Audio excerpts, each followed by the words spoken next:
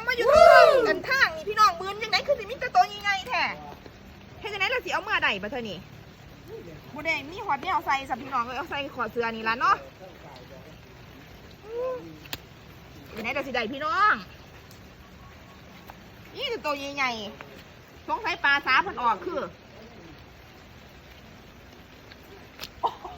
เอาบ่ได้ดอกพี่น้องเลยเอาใส่แต่กระบือนออกคือเก่า